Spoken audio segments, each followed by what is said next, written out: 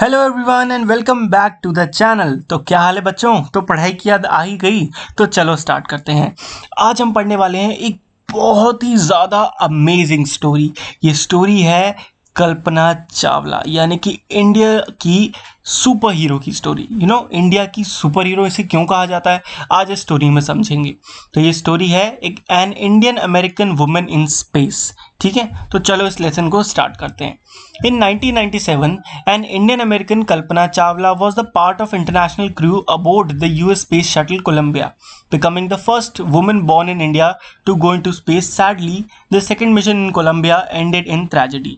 तो ये बात की जा रही है 1997 की, जब एक इंडियन अमेरिकन यानी कि जो इंडिया में पैदा हुई और अमेरिका में रहती थी, कल्पना चावला एक इंटरनेशनल क्रू यानी कि एक इंटरनेशनल टीम, जो कि यूएस स्पेस शटल यानी कि स्पेसशिप, यूएस स्पेसशिप कोलंबिया का एक पार्ट थी। कोलंबिया एक जगह है, ठीक है, जो कि इंडिया की पहली ऐसी लेडी बनी जो स्पेस में जाने वाली थी। क्या नाम था उसका? कल्पना चावला। बट दुखद बात यह है, ये जो कोलंबिया में जो मिशन हो रहा था कोलंबिया का, उसका जो सेकंड मिशन था, उसी में एक ऐसी सैड घटना हो गई जिसकी वजह से वो मिशन कंप्लीट नहीं हो पाया और कल्पना चावला की डेथ हो गई। तो चलिए इसकी पूरी स्टोरी अच्छे से समझते हैं।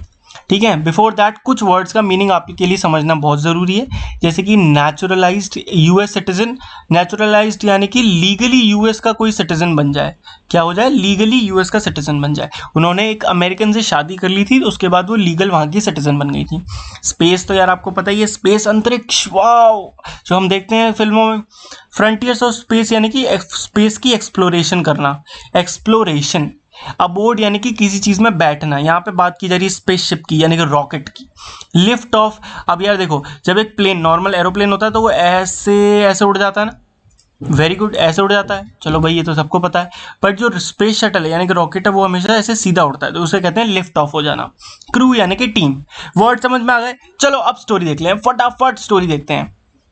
तो ये अब आप पढ़ सकते हो, ये न्यूज की क्लिपिंग है, एक न्यूज में आया था। ठीक है, तो Kalpana Chawla said that she never dreamed as a child in Karnal that she would cross the frontiers of space. It was enough that her parents allowed her to attend engineering college after she graduated from Tagore School. तो कल्पना चावला कहती थी कि उन्होंने कभी अपने सपनों में भी ऐसा नहीं सोचा था कि वो स्पेस तक पहुंच जाएंगी और स्पेस को एक्सप्लोर करेंगी। सोचो, इंडिया, अर्थ, इंडिया, अपना देश, सब कुछ छोड़ के वो तो स्पेस तक पहुंच जाएगा कोई इंसान। वो कहती हैं कि मेरे लिए तो इतना ही काफ़ी था कि मेरे मम्मी पापा ने मुझे इंजीनियरिंग कॉलेज में एडमिशन लेने दिया। सो ये उस समय की बात है जब लड़कियों को इतना पढ़ने नहीं दिया जाता था, वो भी टैगोर स्कूल से। उनके स्कूल का नाम क्या था? टैगोर स्कूल, कॉलेज का आई मीन। ठीक है, next. After a Bachelor of Science degree in Aeronautical Engineering against great opposition from her father, she went for a master's degree to the United States of America. अपने पापा से बहुत झगड़ने के बाद भी अपनी जो उन्होंने बैचलर ऑफ साइंस बीएससी की डिग्री करी थी एरोनॉटिकल इंजीनियरिंग से, उन्होंने बैचलर ऑफ साइंस करा था कॉलेज में।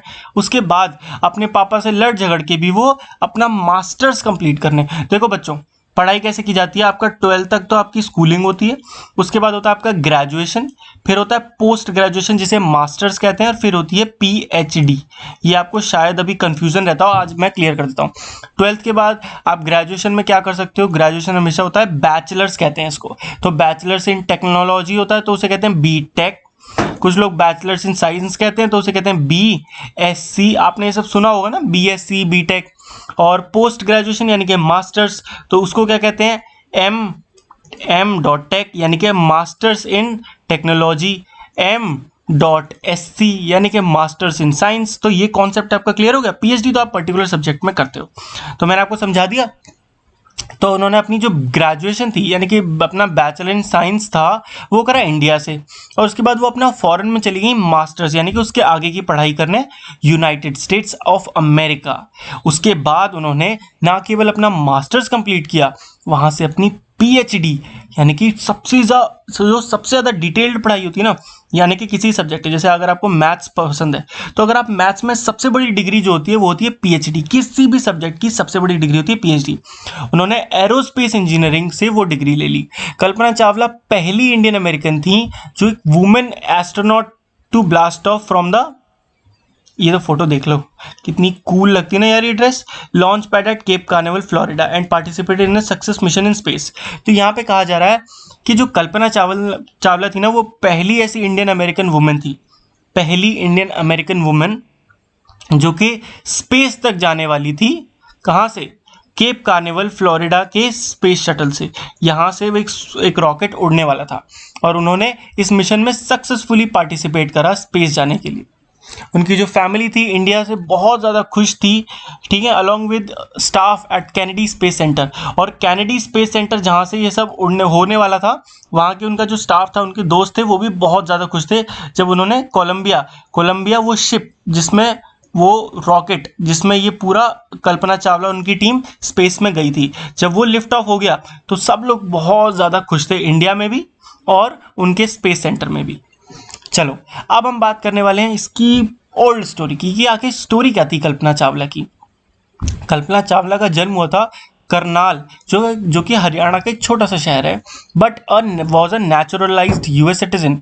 बट उनका जन्म वहाँ हुआ था, बट वो एक नेचुरल यानी कि मैंने आपको बताया एक लीगल यूएस की सिटीजन बन गई थी, क्योंकि उन्होंने एक फ्लाइट इंस्ट्रक्टर जिनका नाम था जीन पियरी से शादी कर ली थी, जीन पियरी हैरिसन, उनसे शादी कर ली और वो वहाँ की एक सिटीजन हो गई, मतलब वहाँ की कहलाने लगी। इसके साथ साथ वो मतलब एक एस्ट्रोनॉट के साथ साथ उनके पास एक लाइसेंस भी था, क्या क्या उड़ाने का, सिंगल और मल्टी इंजन के लैंड एयरप्लेन, जो अब हमारे एयरप्लेन होते हैं नॉर्मल, सिंगल इंजन सी प्लेन, जो सी पे प्लेन होते हैं ना, जो मतलब ऐसे प्लेन होते हैं जो पानी पे लैंड करते हैं वो, और ग्लाइडर, ये भी एक तरह का प्लेन होता है। इन सबको उड़ाने का लाइसेंस था, इन सबको उड़ाना आता था उसे। इस सब के साथ साथ वो एक सर्टिफाइड फ्लाइट इंस्ट्रक्टर भी थी, यानी कि वो लोगों को उड़ना सिखाती भी थी, सर्टिफाइड, ठीक है। अब क्वालिफाई एज ये सब पायलट बनने के बाद कल्पना चावला थी, उसने सोचा कि कुछ और चैलेंज आगे बढ़ाया जाए, तो उसने नासा का जो स्पेस शटल प्रोग्राम था, स्पेस शटल प्रोग्राम यानी कि जिसमें आप स्पेस रॉकेट में जाने का प्रोग्राम कोर्स जो था, उसमें उन्होंने अप्लाई करा। उसके बाद उन्होंने नासा में उन्हें जॉब मिल गई किसकी, रिसर्च साइंटिस्ट की, और 1994 में उन्हें सेलेक्ट भी कर लिया गया एस्ट्रोनॉट की ट्रेनिंग के लिए। तो देख सकते हो आप कितनी सब कुछ तेजी से हो रहा है ना। तो एक बार जब उनसे पूछा गया कि आप जिस फील्ड में आप हो एस्ट्रोनॉट बनने की, इसमें एक वुमन होना कैसा होता है, तो उन्होंने क्या कहा, I really never ever thought while pursuing my studies और doing anything else that I was a woman. यानी कि जब मैं अपनी पढ़ाई कंप्लीट कर रही थी या मैं और भी कोई काम कर रही थी, तो मैंने कभी ऐसे नहीं सोचा कि मैं एक वुमन हूँ, या फिर मैं एक छोटे शहर से हूँ, या फिर मैं एक दूसरे कंट्री से हूँ। आई pretty much had my dreams like anyone else. मेरे सपने भी बाकी लोगों जैसे ही थे और मैं बस अपने सपनों के पीछे भागी। And people who were around me fortunately always encouraged me and said if that's what you want do carry on। यानी कि और किस्मत से जितने भी लोग मेरे आसपास थे, मेरे साथ थे, उन्होंने हमेशा मेरा साथ दिया, मुझे बढ़ावा दिया और मुझसे हमेशा क्या कहा, अगर तुम ये करना चाहती हो तो ज़रूर करो। कल्पना's first space mission in the space shuttle Columbia was 15 days 16 and 34 minutes long। अब बात की जा रही है उनके जो स्पेस मिशन था पहला। तो देखो उनका जो पहला स्पेस का मिशन था, यानी कि स्पेस में जाने का जो पहला वो था, जो कि कोलंबिया रॉकेट में होने वाला था, वो 15 दिन 16 घंटे और 34 मिनट लंबा था। सोचो 15 दिन तक स्पेस में रहना, ठीक है। और ड्यूरिंग इतने समय में वो 252 टाइम्स शी वेंट अराउंड, मतलब उन्होंने अर्थ के 250 से भी ज़्यादा चक्कर काटे, 10.45 मिलियन किलोमीटर ट्रैवल किया। कितना सोचो, 10.45 million. The crew included a Japanese, उनका जो टीम थी उसमें कौन कौन था, एक जापानीज था, एक यूक्रेनियन था, यूक्रेनियन यानी कि कंट्री है यूक्रेन, वहाँ का बंदा, ठीक है। क्रू ने बहुत सारे एक्सपेरिमेंट्स करे, जैसे कि पॉलिनेटिंग प्लांट्स, वहाँ पे प्लांट्स लगाना स्पेस में, और उनकी स्पेस देखना, फूड की, ये सारे बहुत सारे अलग अलग तरीके के, स्ट्रॉन्गर मेटल बनाना, फास्टर कंप्यूटर चिप्स बना के देखना स्पेस में, for a price tag of about $56 million.